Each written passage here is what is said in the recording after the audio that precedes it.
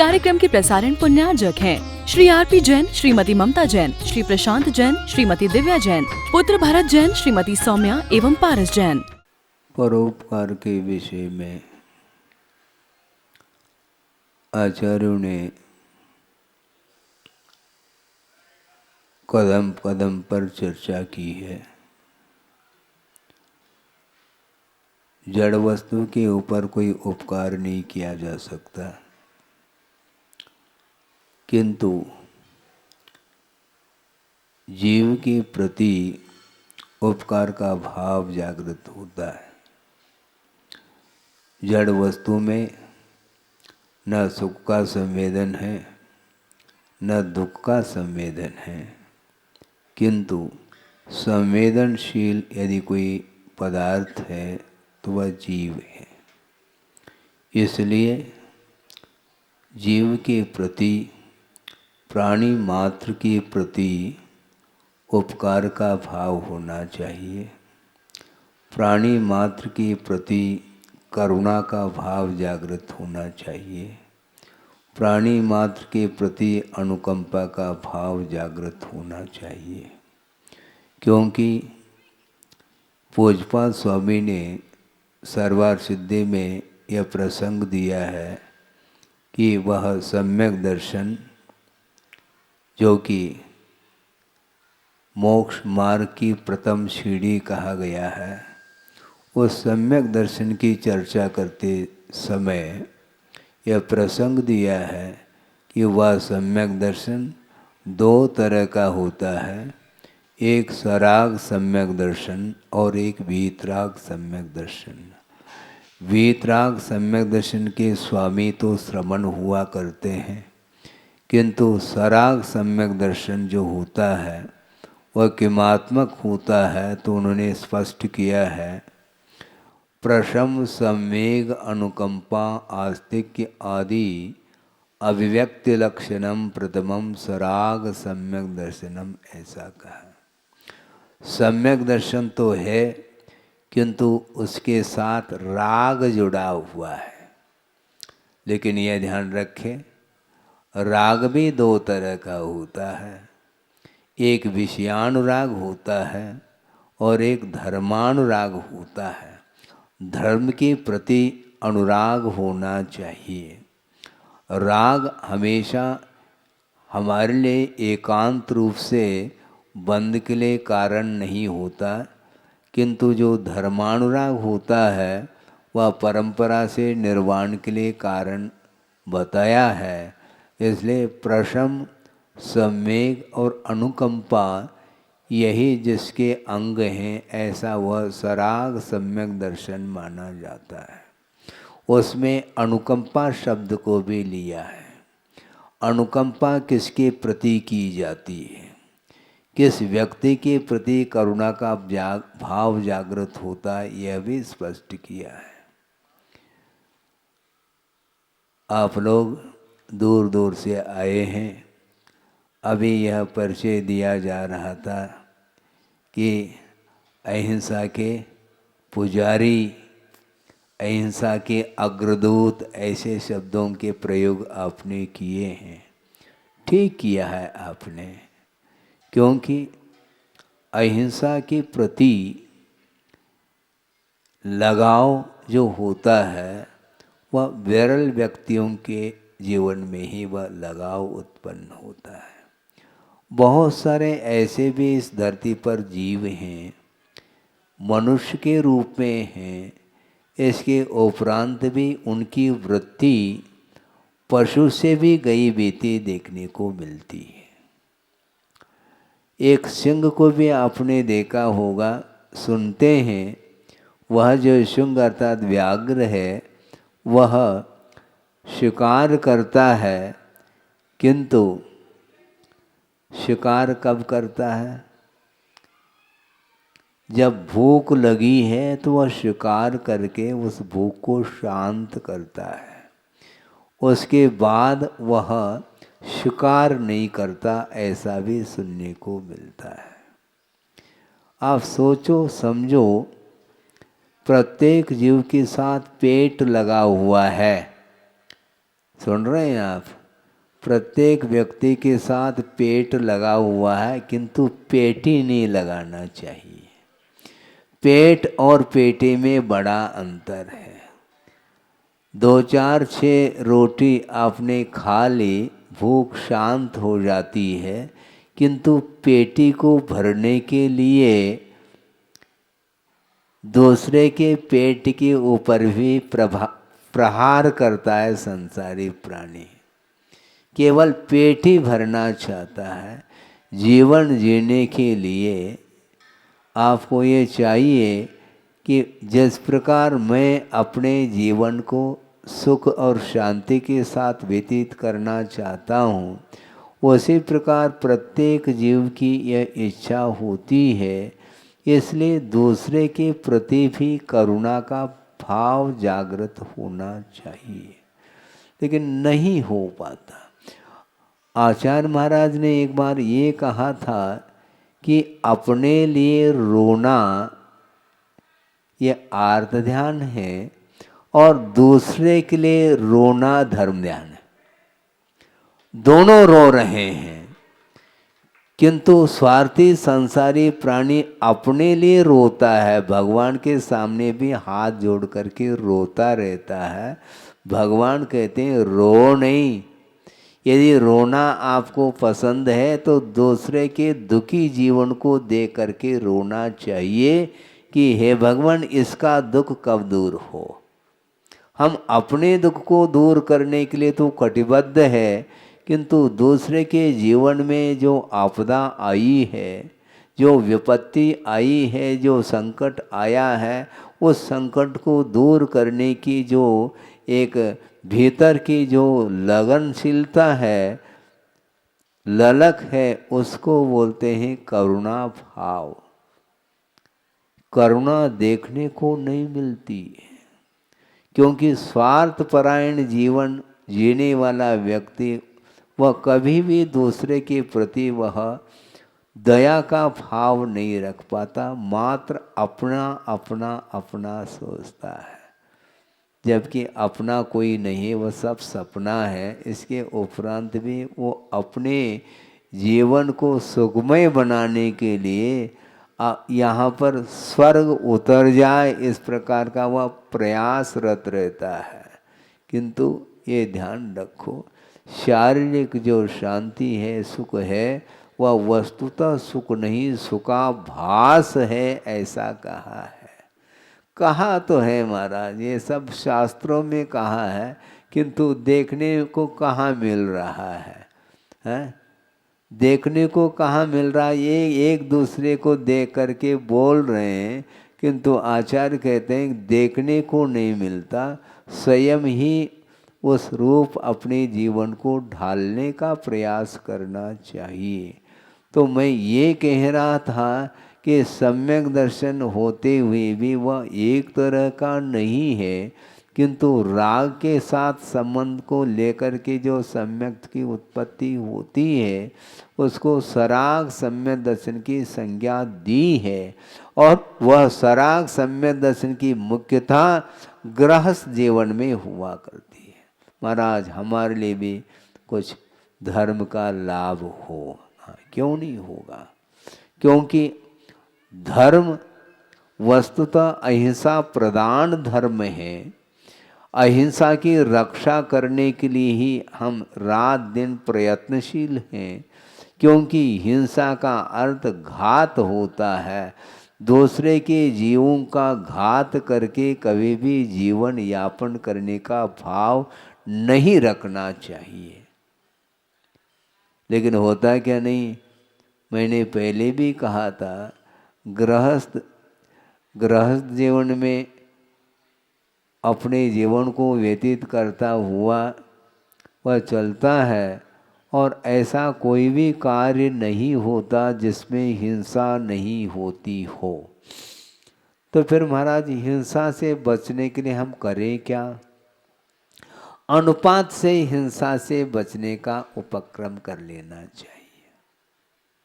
कोई भी व्रत छोटा और बड़ा नहीं होता, व्रत तो व्रत ही होता है।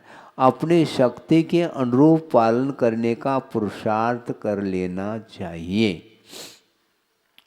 एक बहुत अच्छा संस्मरण याद आ गया मुझे, और गुरुदेव ने ही प्रवचन के दौरान कहा था, बल्कि उनके साथ वह घटित घटना है।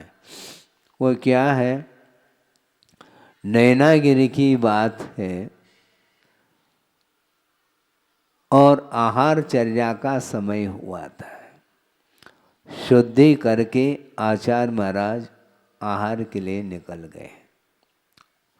मंदिर में जाकर के वंदना की और निकल गए। और निकलने के उपरांत वहाँ पर जो श्रावकगण खड़े थे पड़गान के लिए, वहाँ पर किसी का पुण्य का उदय जागृत हुआ। सबका पुण्य का उदय नहीं है ऐसा नहीं कहना चाहता, सबका पुण्य का उदय होते हुए भी किसी एक के यहाँ ही तो एक साथ पड़गान हो सकता है। 150 भी मान लो श्रावक खड़े हैं पड़गान के लिए, इसके उपरांत भी एक के यहाँ ही आहार संपन्न होगा। तो एक श्रावक ने पड़गान करके भीतर ले गए और नवदा भक्ति करी। उसके उपरांत आचार्य महाराज खड़े हो गए आहार लेने के लिए, और उसी समय एक परिवार वहाँ पर आया जो बाहर का था, बाहर ही खड़ा था, किंतु निवेदन प्रार्थना कर रहा था गुरुदेव के प्रति कि भगवान बहुत दिन की मेरी भावना है आहार दान देने की, और इस भावना को आप पूर्ण करेंगे कृपा करके। तो आचार्य महाराज तो मौन खड़े होकर के आहार ले रहे थे। एक क्षण के लिए उनकी ओर दृष्टि जाती है और उन्होंने पुनः दोहराया कि महाराज बहुत दिन की भावना है, किंतु क्या महाराज, एक विकल्प मेरे मन में बार बार आता है, वो ये है कि मैं रात्रि भोजन का त्याग नहीं कर सकता। सुन रहे हैं आप? हाँ, मैं रात्रि भोजन का त्याग नहीं कर सकता, किंतु आहार देने की तो मेरी तीव्र उत्कंठा है। और गुरुदेव ने उनको देखा, निहारा, और उन्होंने मौन रूप से स्वीकृति दे दी मुस्कान के माध्यम से। लेकिन ध्यान रखो, अभी बहुत लंबी कहानी है, बहुत लंबा प्रसंग है ये, ताली नहीं बजाओ। रहस्य क्या है इसको समझो, सोचो। और उन्होंने इसलिए स्वीकृति प्रदान की थी, उन्होंने फेस रीडिंग किया था। वह ऐसा एक व्यक्तित्व था, पति पत्नी दोनों आए थे, उन्होंने देखा और परखा, और उन्होंने मन में ये सोचा कि इस ग्राहक को लौटाना नहीं चाहिए। क्या रहस्य होगा महाराज, जल्दी खोलो। खोल रहे हैं, और बाद में वह रहस्य खुलेगा, क्योंकि मौन है। और उन्होंने मुस्कान दे करके उन्होंने मौन रूप से स्वीकृति दे दी, और उन्होंने शुद्धि बोल करके बड़े विनय अनुनय आदर भक्ति पूर्वक उन्होंने 1-2 ग्रास दिए। फिर बाद में क्या होता है, आहार सानंद संपन्न हुआ और आचार्य महाराज पुनः लौटने लगे। वहाँ पर थोड़ी बैठा जाता है। और लौट करके मंदिर की ओर जब निकल गए तो उनके साथ जो चौके वाले जितने भी मेंबर थे वे भी सारे के सारे उनके साथ हो गए पहुंचाने की दृष्टि से, और उसमें वो 2 व्यक्ति भी साथ हो गए थे। वहाँ पर जा कर के बैठ गए आचार्य महाराज, और वो दोनों व्यक्ति आकर के नमोस्तु किया उन्होंने, और बैठ गए। और आचार्य महाराज ने उनकी ओर देखते हुए कहा कि देखो, तुम दोनों ने आहार दे दिया और मैं उस समय मौन था, इसलिए कुछ बोल नहीं सका। अब तो मैं बोल सकता हूँ।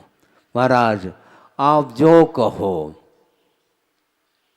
वो हम तैयार हैं, लेकिन रात्रि भोजन का हम त्याग नहीं कर पाएंगे। कोई बाधा नहीं, कोई बाधा नहीं। फिर कैसे करेंगे महाराज? आप क्या करते हो? तो उन्होंने कहा कि महाराज, हम दोनों पति पत्नी गवर्नमेंट सर्वेंट हैं। हाँ ठीक है, उसमें भी कौन सा विभाग है, क्या करते हैं? कुछ नहीं, मैं तो डिप्टी कलेक्टर हूँ और ये श्रीमती जज हैं। आ गई बात समझ में? ये व्यक्तित्व उन्होंने पहले से ही पहचान ली थी, क्या व्यक्तित्व है इनके अंदर।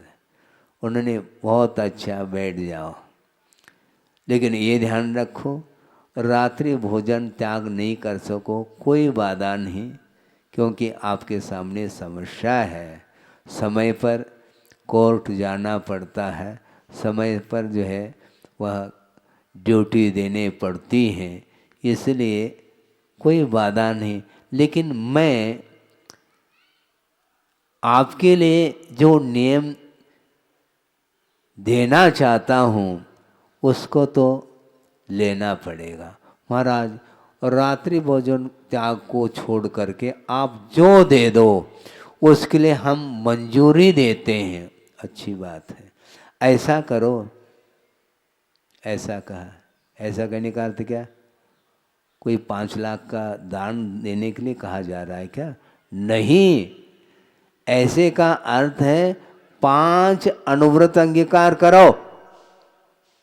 महाराज, ये तो उससे भी कठिन है। रात्रि भोजन त्याग से भी ये बहुत जटिल विषय है मेरे लिए, बहुत कठिन है। ये कठिन कुछ नहीं है, मैं समझाता हूँ, सुनो, और आप लोग भी सुने। उन्होंने ये कहा कि आप गवर्नमेंट सर्वेंट हैं और गवर्नमेंट के तरफ से आपको जो सैलरी मिलती है, जो पे मिलता है, उतना ही लेना, उसके अलावा 1 पाई भी नहीं लेना। समझ रहे हैं आप? अर्थात रिश्वत नहीं लेना।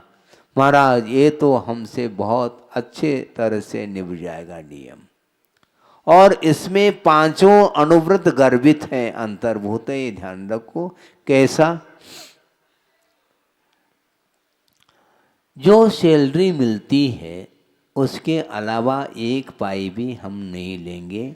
इसमें सत्यव्रत का पालन होगा। और जहाँ पर सत्य पल रहा है वहाँ पर अहिंसा भी पल रही है, क्योंकि अहिंसा की रक्षा जो होती है वह सत्य के माध्यम से हुआ करती है। इसलिए सत्यव्रत पालन हो रहा है, क्योंकि 1 पाई भी हम रिश्वत के रूप में नहीं देंगे। जब सत्य का पालन होगा तो चोरी संभव नहीं। जहाँ पर सत्य नहीं वहाँ पर चोरी भी है। और जहाँ पर सत्य का अनुपालन होगा वहाँ पर अहिंसा धर्म का भी अनुपालन होगा। और सत्य भी पल रहा है और अचौर्य व्रत भी पल रहा है। और आपने उस सैलरी को छोड़ करके 1 भी पाई नहीं लेने का जो संकल्प लिया है, उसमें परिग्रह परिमाण व्रत भी पल रहा है।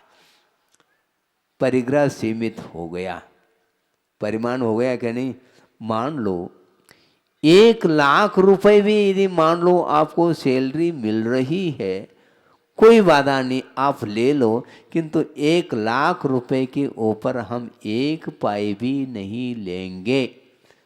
अब सोचो, विचार करो, जो कलेक्टर होता है उसके लिए इतना पे मिल रहा है, इसके उपरांत भी रिश्वत के माध्यम से करोड़ों रुपयों का संचय किया जाता है, वह अनीति मानी जाती है, ध्यान रखो। वह न्याय नहीं माना जाता है, वह अन्याय माना जाता है। आप पुरुषार्थ करके वित्त का संचय करो, उपार्जन करो, इसमें कोई बाधा नहीं है, किंतु उस न्याय का उल्लंघन करके जीवन यापन करने का जो भाव है, इसी में आसक्ति पल रही है, और उस आसक्ति के कारण ही अहिंसा धर्म समाप्त हो जाता है, ये कहने का तात्पर्य है। उनको बात समझ में आ गई। और दूसरी बात यह है, स्वदार संतोष तो अपने आप ही पलता चला जाएगा तुम्हारा। इस प्रकार 5 अनुव्रत जो है ना, एक ही व्रत के माध्यम से आपके पल रहे हैं। उनको बहुत अच्छा लगा और उन्होंने कहा कि महाराज हमें कोई बाधा नहीं, ये आसानी के साथ मैं इसका पालन करूँगा, लेकिन मैं रात्रि भोजन का त्याग नहीं कर सकता। कोई बाधा नहीं, लेकिन आपके लिए नहीं, ये ध्यान रखो, नहीं तो बिना रात्रि भोजन त्याग किए आप देना प्रारंभ कर दो, ऐसा नहीं। उनके सामने जो समस्या थी, वो समस्या का हल है, यह समाधान है, क्योंकि धर्म से किसी को वंचित नहीं किया जा सकता। मात्र रात्रि भोजन त्याग का नाम ही धर्म है ऐसा नहीं, इसका भी पालन करें, किंतु इसके साथ साथ इस प्रकार की भी धर्म की उपासना की जा सकती है और करना चाहिए। इस प्रकार आचार्य महाराज की ये कुशलता है कि किसी को भी वापस नहीं, किसी ग्राहक को वो वापस लौटाने नहीं देते, लौटने नहीं देते। वो अपने क्षमता के अनुरूप धर्म का पालन करो। अर्थ ये है कि अहिंसा की उपासना करने वाला व्यक्ति हमेशा परिग्रह से दूर रहता है और रहना चाहिए। यहाँ तक कि रत्नकंड श्रावकाचार्य में ये प्रसंग आता है, उस प्रसंग को आपके सामने रख रहा हूँ 5-10 मिनट में। उसको सुन करके पढ़ करके आपको आश्चर्य लगेगा। आप तो उच्च कुल में पैदा हुए हो और एक नीच कुल में पैदा हुआ है, कौन? चांडाल। और उसका नाम लिया है किसने? आचार्य समंतभद्र स्वामी ने रत्नकंड श्रावकाचार्य के अंदर उसको उसका नाम उल्लेखित किया है। सम्यक दर्शन संपन्न मभि मातंग देहजम देवा देवम विदुर्भस्म गूढ़ांगारांतरोजसम, ऐसा कहा। आप सोचो विचार करो। वह चांडाल नीच कुलीन माना जाता है, उसका स्पर्श नहीं किया जा सकता, किंतु ये ध्यान रखो सम्यक दर्शन से वह संपन्न हुआ है, उसके लिए देव संज्ञा प्राप्त हो गई है। देव का अर्थ देवादिदेव नहीं लेना, किंतु देव का अर्थ उसके अंदर पूज्यता आई है, वह आदर का पात्र हुआ है। देव का अर्थ वह पूज्य हुआ है, और पूज्यता का अर्थ यहाँ पर वह पूज्यता नहीं लेना, किंतु आदर का पात्र बना हुआ है। वो कौन? वह चांडाल होने के बावजूद भी।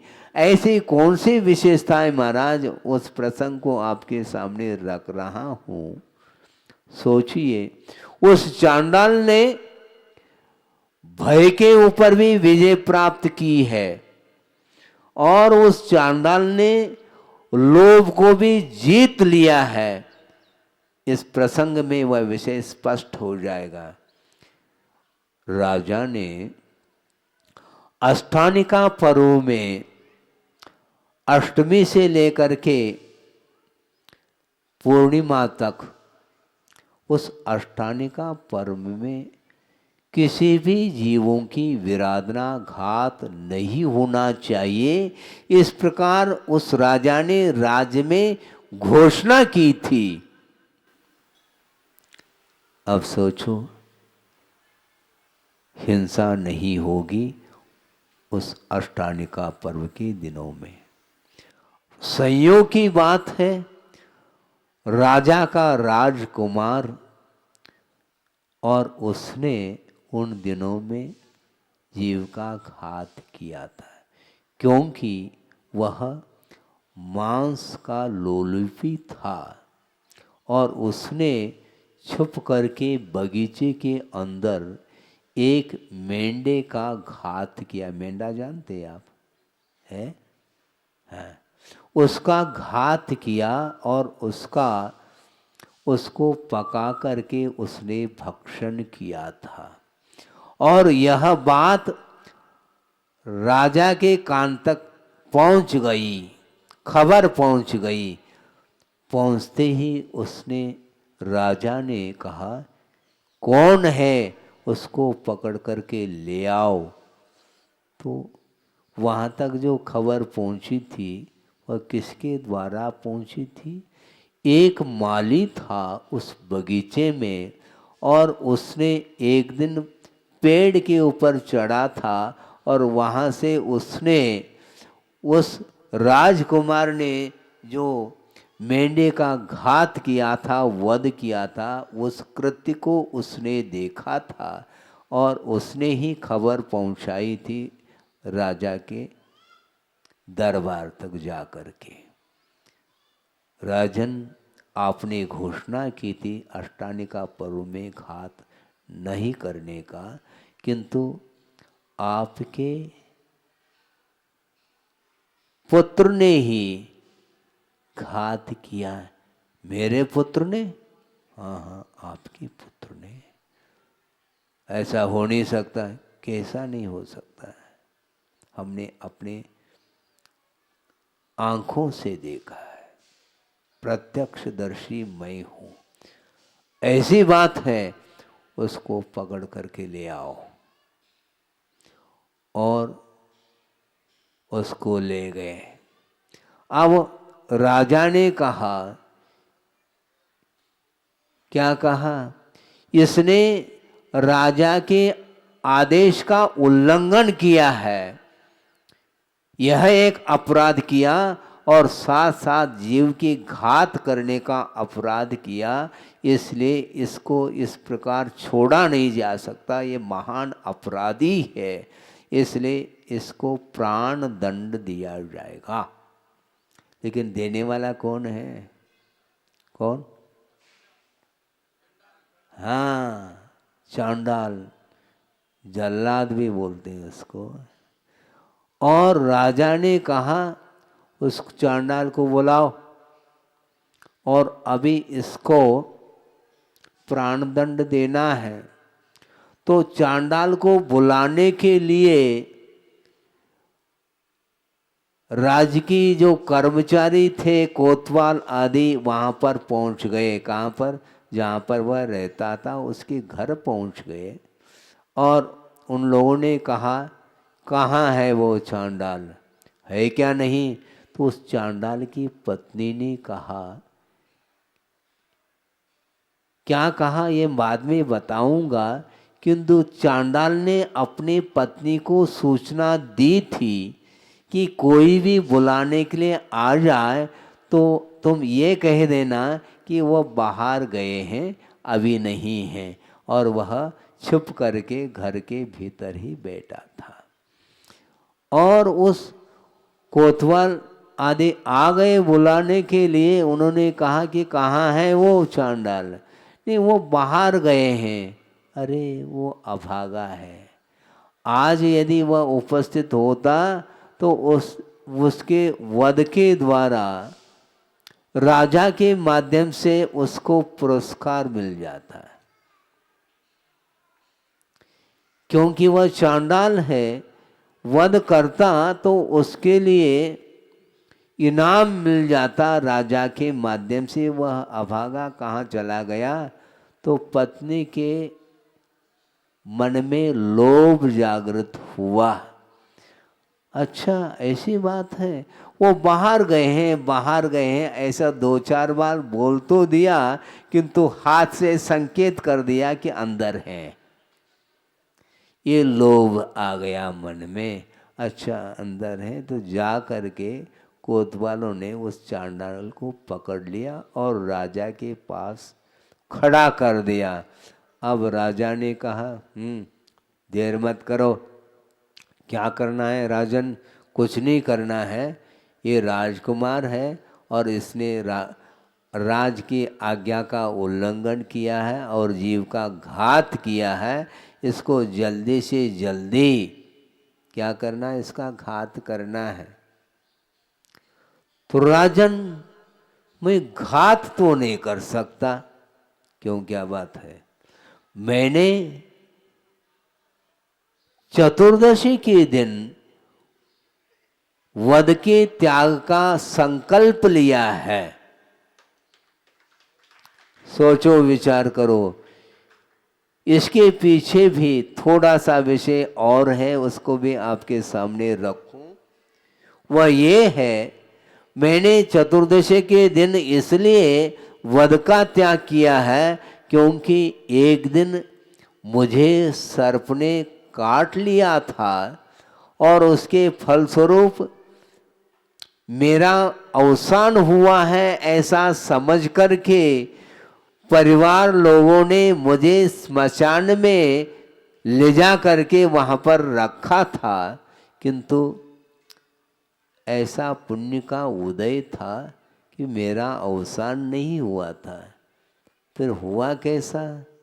वहाँ पर एक रिद्धिधारी मुनि महाराज थे जो कि ध्यान में लीन थे, और उनके पास कौन सी रिद्धि थी? औषध रिद्धि। जिनके शरीर के स्पर्श से वह वायु जिसको स्पर्शित हो जाए वह जीवित हो जाता है। सोचो, विचार करो। ऐसे औषध रिद्धि के धारक मुनि महाराज के शरीर के स्पर्श से वह हवा बह रही थी और वह हवा का स्पर्श उस चांडाल से हुआ और वह चांडाल जो मृत जैसा प्रतीति में आ रहा था वह जीवित हो गया। और जीवित होने के उपरांत उसने सोचा, बहुत अच्छा अवसर है, रिद्धिधारी मुनि महाराज के प्रताप से पुनः प्राण आ गए हैं। अब मैं संकल्प लेता हूँ, 14 के दिन मैं वध नहीं करूँगा।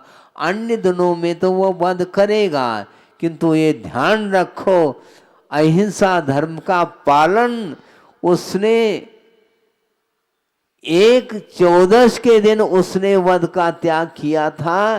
किंतु उसका वह संकल्प, प्राण भी चले जाएं किंतु वह संकल्प अडिग रहेगा। और राजा को कह दिया, राजन आपको जो करना है वह कर लो, किंतु प्राण भी चले जाएं किंतु यह प्रण, यह संकल्प टूट नहीं सकता। इस प्रकार उसने कह दिया। न उसको मरण का भय रहा, मरण के भय को भी जीत लिया उसने, और लोभ जो दिया जा रहा था उस लोभ को भी जीत लिया। और राजा ने सोचा, चांडाल होकर के तुम 14 के दिन व्रत लेते हो, ये भी कोई व्रत है क्या? संभव नहीं है। इस प्रकार समझ करके उस राजा ने राजकुमार को भी और उस चांडाल को भी, कोतवालों को कह दिया, इन दोनों को वहां पर फेंक दो। कहाँ पर? बोरी में बंद करो पहले और दोनों को ले जाओ और वहां पर फेंक दो जहां पर बड़े बड़े मगरमच्छ होते हैं, ऐसे तालाब में फेंक करके आ जाओ।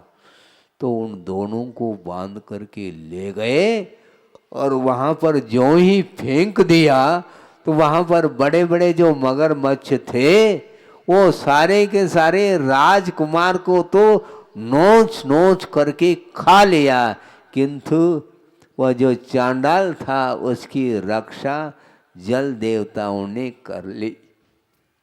सोचो, विचार करो। सिंहासन कर लिया किसके लिए? चांडाल के लिए। उसकी जीवन की रक्षा कर ली। किसका प्रताप है ये? अहिंसा संयमो तवो देवावितस्पणमंती जस धम्मे सया मनो धम्मो मंगल मुख्यम अहिंसा संयमो तवो। अहिंसा और तप से युक्त जो धर्म होता है वह वस्तुतः उत्कृष्ट धर्म माना जाता है, और वह धर्म जिसके हृदय में स्थान मिल रहा है, जिसके हृदय में अहिंसा धर्म के लिए स्थान मिल रहा है, उसकी रक्षा देव लोग भी आकर के करते हैं। इस प्रकार आगम में उल्लेख मिलता है। सोचो, अहिंसा धर्म की महिमा तो सोचो। इसलिए आप लोगों को भी ये चाहिए, पशुओं की रक्षा करने के लिए आप लोगों को हरदम कटिबद्ध होना चाहिए। मनुष्य के लिए तो बहुत सारा प्रबंध है, किंतु पशुओं के लिए कोई प्रबंध नहीं है बंधुओं। आवारा घूमते रहते हैं और उनका वध होता रहता है। ट्रक के ट्रक भर करके ले जाते हैं, और ऐसे ट्रक को भरते हैं कि वहां पर पहुंचते पहुंचते भी कई पशु मर जाते हैं। श्वास लेने के लिए गुंजाइश नहीं, इस प्रकार उसको ठोस भर देते हैं। ऐसी जीवन की दशा उनकी होती है। आप लोगों का कर्तव्य है, हाँ, आप लोग प्रवचन सुनने के लिए बैठे हैं, मैं आलोचना नहीं कर रहा हूँ। आपके लिए प्रबंध क्या है देख लो, हैं? ऊपर क्या है? छत्र। सुन रहे हैं आप? ऊपर जो छत्र हैं घूम रहे हैं आपके ऊपर, इतना तो प्रबंध है मानव के लिए। पशुओं के लिए क्या प्रबंध, मुझे बताओ आप। सोचो, विचार करो। ऐसी स्थिति में आप लोगों का कर्तव्य है इस प्रकार प्रतिदिन जहाँ पर स्लॉटर हाउस में हजारों की संख्या में बड़े बड़े पशुओं का भी वध होता है, इस प्रकार सुना गया। यांत्रिक जो कत्ल खाने खुले हुए हैं, वहाँ पर लाइन के लाइन लग जाती हैं, पशुओं की लाइन, और वो सारे के सारे उनकी दुर्दशा हो जाती है, जीवन का अंत हो जाता है उनका। जबकि उनकी जीवन की रक्षा की बात करो, क्योंकि पशु जीवन में भी यदि उन्हें जीवन दान किसी के द्वारा मिल जाता है तो उसके माध्यम से इतना उपकार होगा आपके ऊपर उन जीवों के द्वारा, जिसका हम बखान नहीं कर सकते हैं, क्योंकि इसको अभय दान की संज्ञा दी है, ये ध्यान रखो। उनको मानवों के द्वारा पशुओं के लिए अभय दान मिलना चाहिए। इसको सबसे महत्वपूर्ण दान माना है। आहार दान का निषेध नहीं, किंतु आहार दान के माध्यम से वह एक तात्कालिक उसके ऊपर उपकार हो रहा है। 24 घंटे के लिए आपका आहार उपयोग में आता है, किंतु जिसने जीवन दान दिया है वह पशु भवांतर में भी उस व्यक्ति को नहीं भूल सकता। अहिंसा परमो धर्म की जय। बोधि समाधि परिणाम शुद्धि स्वात्मोपलब्धि शिव शोक सिद्धि चिंतामणिम चिंतित वस्तुदाने त्वामंद मानस्य ममास्तु देव। परम पूज्याचार्य गुरुवर से विद्यासागर जी मुनि महाराज की जय। इस कार्यक्रम के प्रसारण पुण्यार्जक हैं श्री आरपी जैन, श्रीमती ममता जैन, श्री प्रशांत जैन, श्रीमती दिव्या जैन, पुत्र भरत जैन, श्रीमती सौम्या एवं पारस जैन।